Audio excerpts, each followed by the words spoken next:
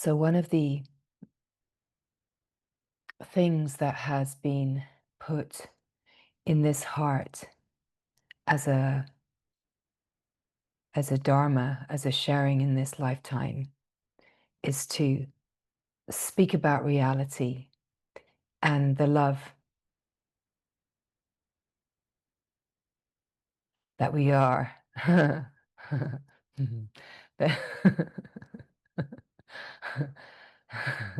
Curious happenings.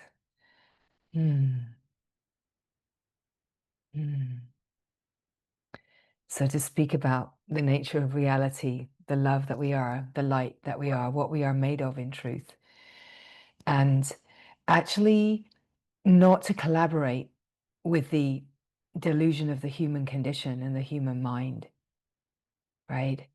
It's actually part of the Dharma here is to keep bringing forward the celebration and the reality of what the truth of our nature really is. And even if that, it could be kind of annoying sometimes, because because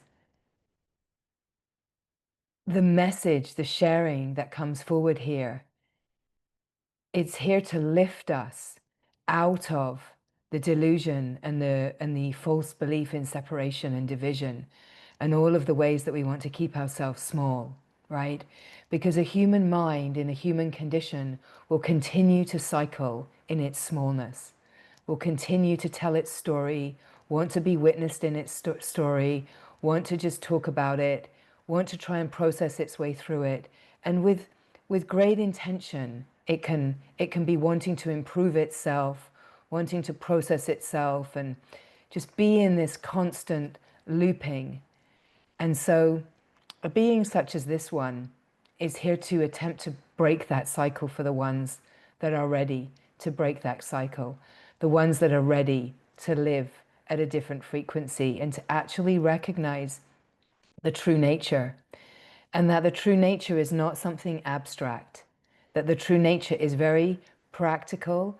It's the living reality of what a human truly is. And that to collaborate with what is not true is, quite frankly, entirely bonkers, right? And yet there's a movement of compassion that recognizes, having lived in that experience myself, to be like a bridge and an integrator that is guided through the intelligence to bring every being to their own bridge, every being to their living reality in a way that every being knows their true nature, and that their true nature is not dependent upon anything outside of oneself. Oneself being the oneself, right? That every being has this capacity, that it's not reserved for the special, it's not reserved for anyone in particular. And yet there is like an evolutionary process of consciousness, but it's one consciousness, and that we are a part of one evolution.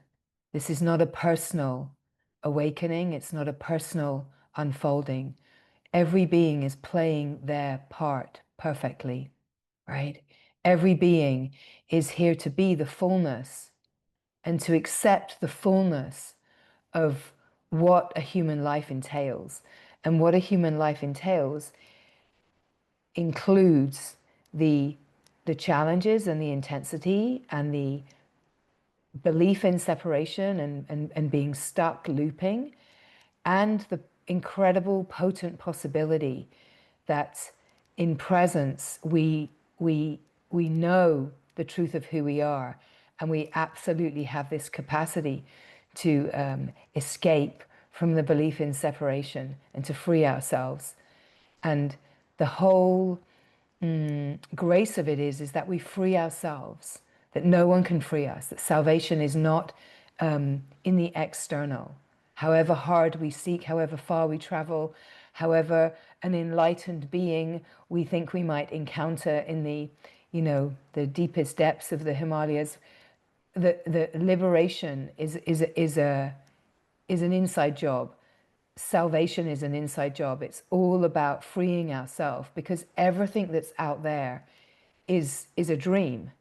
It's a reflection of what's inside, and it's a reflection of the glory and the grace, and it's a reflection of what is discordant and unconscious. And so the whole adventure of the human life is the glory, all of it, absolutely all of it. And it's all about the perspective of seeing, where we are seeing from, right?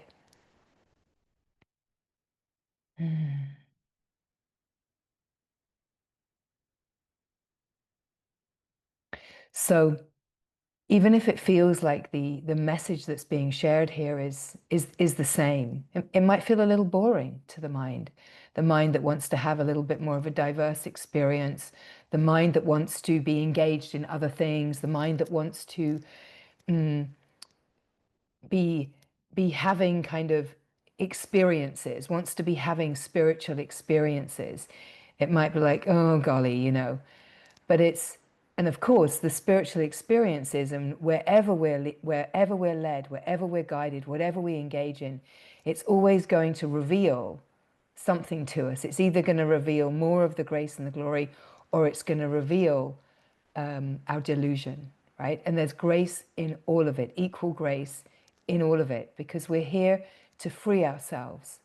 And so as long as we keep following what feels like the truth of the heart, as long as we're following and coming more and more deeply into being able to recognize what is the intuitive yes, what is the knowing of how to move, and that we're not looking outside of us of how to move, where to move, what is right, what is wrong, that we're actually coming back to being a being that is not looking for external permission. We're not looking for parental guidance. And yet at the same time, we are absolutely open to the grace and glory of the guidance of our own wholeness, our own true heart knowing. And we're coming back to remembering what it is to be connected to our intuitive knowing. And we come back to that by playing in the field of our life. And we can feel very certain that, oh, I have a really clear yes for this. And we can find later that it's like, oh, that's strange. Why did that feel like such a clear yes? Because what happened obviously wasn't what I was anticipating. And everything is bringing us to come into the intuitive knowing that is connected to source and not connected to mind. There is no intuitive knowing connected to mind, but it's so habitual to try to satisfy the mind, right? So if there was no one pointing us to what was real and true, we would just keep cycling in the hamster wheel. We would just keep cycling, right? So it's such a profound thing in our life, all of our lives, to find ourselves in a place in the evolution of our own consciousness where we are creating a reflection from our own knowing and our own readiness, our own maturity, that points us to what we already know, and yet we're kind of looking for the bridge, we're looking for our intuitive knowing, we're coming into deeper attunement and alignment with what the impulse of grace, the deep blueprint of intelligence, divine intelligence, is guiding us to. And part of it, of course, is that we hit dead ends, that we hit roadblocks, that we think that we know it, we think that we've got it, we think, and then we find out, oh, it was the mind again tricking me, right? It's part of the unfolding, and it's part of how we come to allow ourselves to be free. And we could say free to be in the full adventure. And the full adventure means opening up to things that we then realize are maybe not offering us what we thought they were offering us, and that maybe the mind is finding some kind of relief from its boredom, right? By going down a track. And again, everything is part of this unfolding. Everything is part of this unfolding that is wanting to bring us into like a true alignment and attunement with the frequency of grace, of the transmission of the field of light, so that we can be the fullness and stop playing small, stop giving our power to the external, stop believing that someone else is going to give us the magic key, right? To know that it's inside us and it's in communion with our own higher self, our own wholeness, and really opening that communion to a depth of inner guidance that is a field of revelation, right?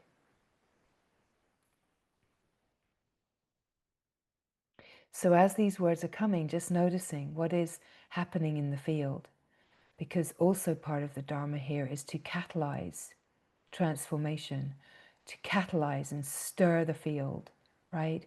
And in catalyzing and stirring the field, it brings forward feelings inside of like, oh, is she talking to me? Am I doing something wrong? Right? It brings those forward, not because I think you're doing something wrong, but because you believe that it's possible that you can do something wrong, right?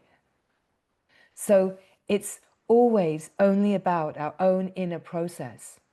It's always only about the inner conversation, the inner communion, the inner connection. Am I in conversation with my mind here? Am I in conversation with my true self, my true nature, my highest divine self? Am I being guided from source? Am I being guided from mind? Oh my God, how do I know? In that moment, you know that you're totally in the frenzy of the mind, right? That's trying to work it out through a means that is limited. Yep, it's limited. The mind is limited, and we can't ever work anything out, definitely not about the evolution of our consciousness and the evolution of human consciousness that we are an active, integral part of. We can't work it out with the mind. We can only be in a quality of surrender and devotion to the great, glorious evolution that's happening, that we are a part of. It's like we're a bird in the murmuration of the evolution of human consciousness. And we're not waiting to launch. We're not waiting to jump off. We're in full flight, right? We're in full flight. We're already in full flight. So it's not about thinking on your feet. It's about being your full flying wingspan, and in your full flying wingspan, you don't have time to think on your feet. You're in the eternal now. You're in this moment, right? It's not about which way shall I. It's like no. You're in the murmuration. You're just moving. You're being carried. It's all just happening, right? And whatever is happening in the life is that we're being carried, we're in a current. And it's about recognizing that we're in a current. And the intelligence that we are is taking over. The more that we rest in the being and we're in this evolution, the intelligence is taking over. The intelligence as an operating system, which is unlimited and free, always in the eternal now, is taking over.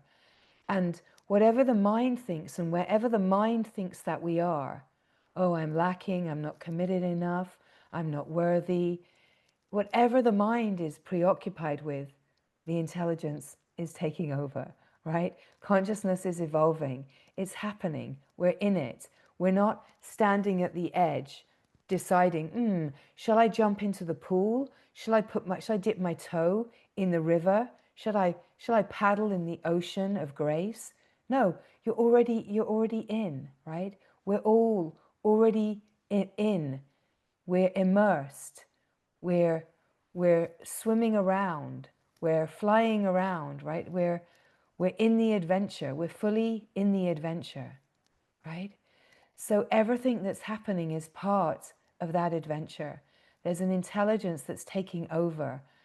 And let's say it's taking over in its capacity to take up residence in you, you and your body. It's taking up residence in you, your heart, your cells, your systems. It's taking over and shifting the operating system from the operating system of the mind, body, fear and limitation, the belief that I'm separate, to the operating system of being a multi-dimensional being, the multi-dimensional being that you already are, and the multi-dimensional being that you're here to be and embody in this lifetime. And this is a multi-dimensional being that is the one being, the one unified field, the one wholeness, we could call it the divine, in expression. That we already are that, and yet we've learned to live in limitation as just a small part of that. And what is happening in the field of the evolution of consciousness is that we're being constantly upgraded by being pushed. We're being pushed in the human life. We're being invited. We're being carried. And we're being recalibrated and reorganized and reoriented constantly in order that we can embody the full grace and glory of what we are, so that we stop playing small. We're all playing small. We're all playing small, right? And it's such a graced invitation to embody the light that you are, the love that you are, and to recognize that you're not a little powerless being sitting on the edge too afraid to step in, that you're a powerful, awesome being, like awesome as in you are awe itself, right? You are the divine awe. You are the adventure of life. You are the living vitality. And in your true power, there's the capacity to regenerate and rejuvenate the physicality. There is the capacity to open to a cellular transfiguration. It's already happening, but a possibility to open so far beyond what the mind can imagine and what has already come before. So it's not to base your life and what's possible in your life upon what seems to be available at the store, right? At the store of the human condition. I think, that'll be good enough for me. That'll be it. Like that'll be the plan for my life, right? That's possible, but there's so much more that is possible, that's not on show in the store of the play of the world. So don't let your shopping around for possibilities for the way that you want the rest of your life to unfold be limited just to the store of the world, just what's on show, right? The kind of antiquated possibilities of living in a human condition and the old operating system, right? So we say the old operating system, but many are still living in that operating system and not actually realizing that there is a completely different reality, the true reality. And so as these words come, the field of transmission is a field where it's not about the words and understanding. It's about what happens in your nervous system and your field and your heart and your brain and your system as the words come, as we join together in this field of transmission, what happens, right? It's about what happens to you, what comes alive, what comes online. Because the invitation, as the enlivening in the field comes, is an invitation to recognize that the intelligence that you are is online and activated. And the way that we continue to evolve our capacities in consciousness and intelligence is by communing and opening to that intelligence and not giving our power away to.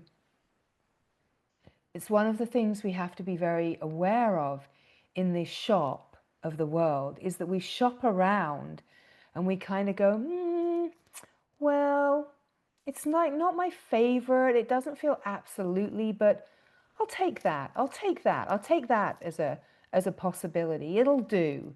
It'll do. It'll work for now, right? And in a way, I can use the example of a book, right? You could read a book and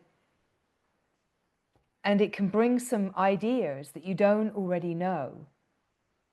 And you can be like, oh, I feel very enlivened by this book. And you start engaging in these ideas, but actually the ideas in the book are of a denser frequency than the frequency you're actually living at, but your mind is telling you that you need more. So you start engaging with denser frequencies and overlook the fineness that is happening in the intelligence of your system, right? So when we go to the shop and we kind of just make do with what's in the shop, over the willingness, the courage and humility actually to commune with our own intelligence, to surrender the mind's need for adventure and more experience over the deepening and the communion with the intelligence, with the divine, with the source of it all, right? That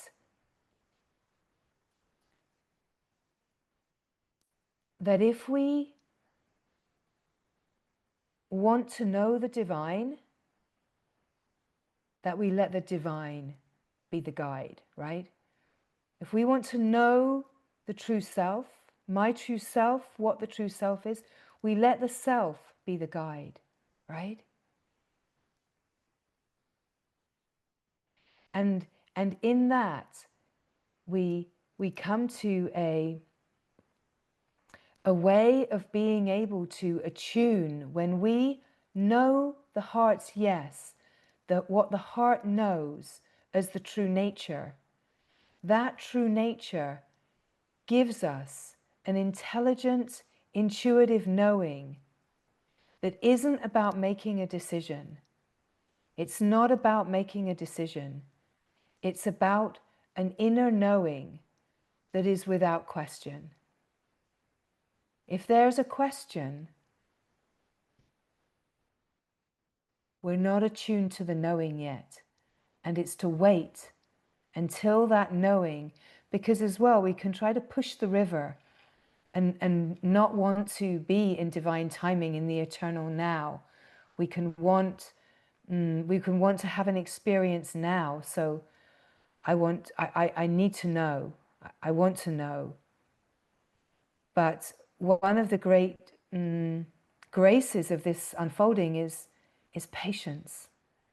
Is the patience to allow divine timing and to just be where we are and let each day be a day of revelation and unfolding and revealment, because life is an intelligence. Life is the intelligence, and it's bringing in exactly what we need to experience, who we need to connect with, and it's bringing it all in, not so that we identify with the experience, but so that we be with the the inner knowing and the inner recognition.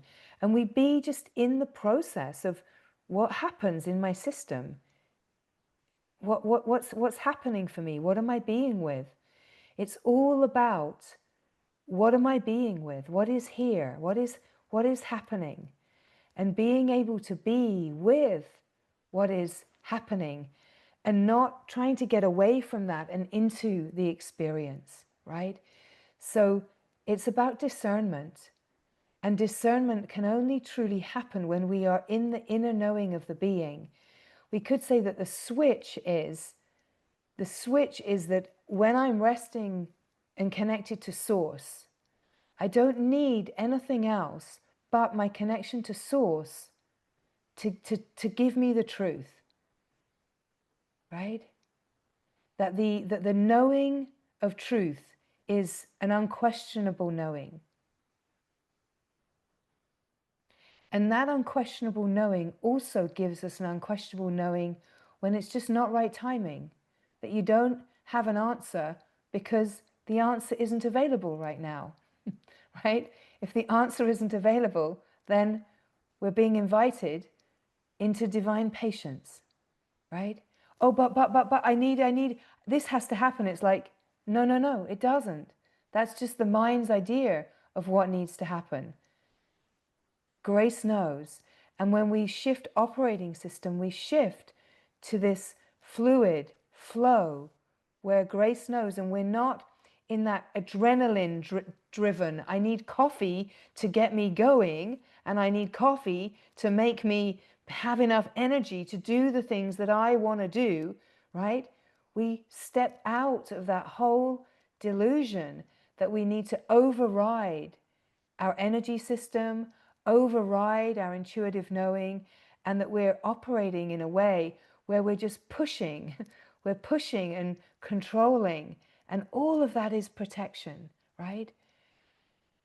As we shift to the operating system, we're in an operating system of love and care and joy, patience, compassion, kindness, flow, right? It's natural. We're shifting to what's natural. And then everything is about communion and enjoyment and flow and grace. Nothing can go wrong. Nothing can go wrong, right? And when we're in the operating system of fear, nothing can go wrong because everything is pointing us to the possibility to meet what is unconscious, to get the reflection through life. But to realize that it's not about identifying with any of the experience. It's about realizing that the whole play of experience is just showing us a deeper truth of who we are. That the whole play of experience is showing us where we are holding separation, division, lack, scarcity, where we are habituated to look outside, where we want to keep processing our life, where we want an external authority to tell us who we are, right? All of these things are being revealed, opened, unwound, recalibrated, so that we can really rest in the power of being resourced from source, and that we stop playing it small. We stop playing in the realm of powerlessness, and that we really enter into a direct felt sense of being life living itself, being in the dharmic flow, that we are not questioning all of the time and doubting ourselves, that we're moving from a kind of divine confidence because we're rooted in source and we're being resourced from source. And of course, we're still in the adventure. There's not an expectation that you're there and there's some kind of shame of not being there. We're all in the adventure, right? We're in this glorious adventure, right? And part of it is about finding what is my natural way of being. What am I wired for? How am I wired? And can I rest in the naturalness of the intelligence and trust the intelligence to reveal and unfold, and stop trying to push to know something, like gathering more information, right? Can I actually open to the intelligence and allow the capacities of my consciousness to really expand beyond what I know, what I already think that I have capacity for. Like, so we follow the clues, and it's an adventure, but everything is bringing us to deepen and widen our own consciousness, our own capacity in consciousness, not to make an allegiance with anyone else's dharma, we could say, but to really come to a depth of autonomy where we trust that we have our own dharma, our own unique dharma, and that it's in the process of being revealed, right? Second-hand knowledge will always, even if it seems fresh and exciting, second-hand knowledge will feel stagnant, right? Because what you're being invited into is your power, your intelligence, your consciousness evolving, right? And that is your responsibility, right? It's very easy to put the blame outside because we're habituated to try to make someone else responsible for our experience. And so to really, really bring that back and take full responsibility for all that we are, and that we're not projecting into the external, that anything out there is wrong, that we're really taking responsibility for the way that we see things, the way that we experience. It takes so much courage for us to really come into this intelligence and this new operating system, so much courage to really commune and to move from the intuition. We can be so terrified to make a mistake, to get it wrong. It's so much easier to try to walk in someone else's footsteps, right? And it's not that we don't get inspired. Of course, we're here to get inspired. We're here to be activated and inspired. But we let that activation and inspiration bring alive our inner realms of creativity and inspiration and innovation, so that we can feel the activation in our own system, right?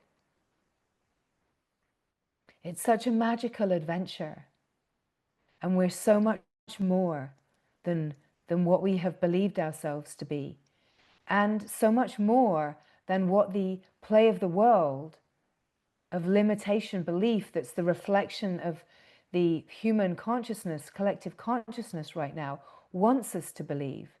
Because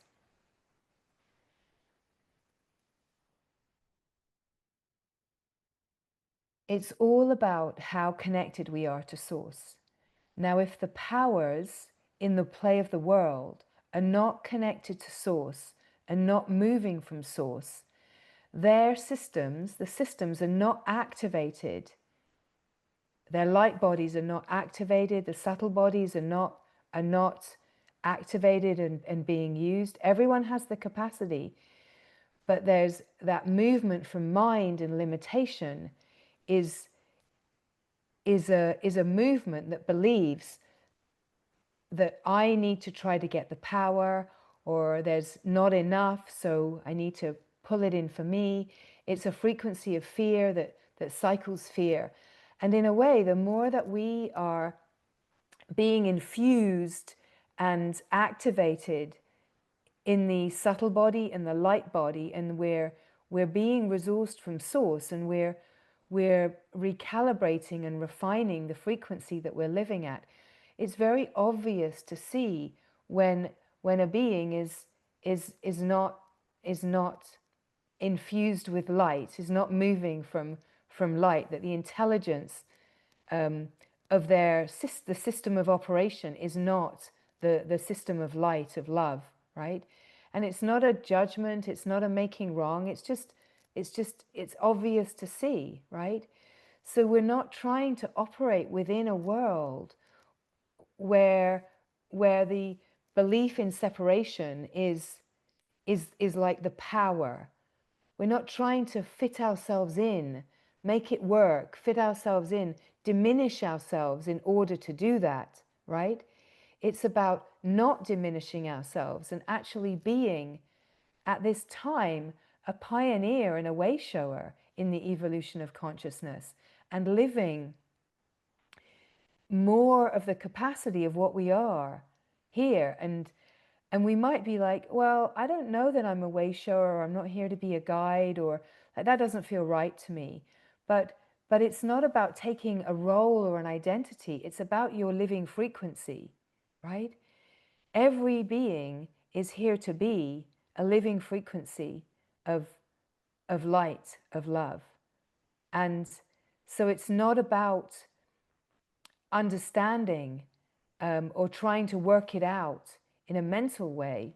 It's about allowing the intelligence of what we are, our consciousness, to evolve, and for our consciousness to be what's informing the way that life is unfolding.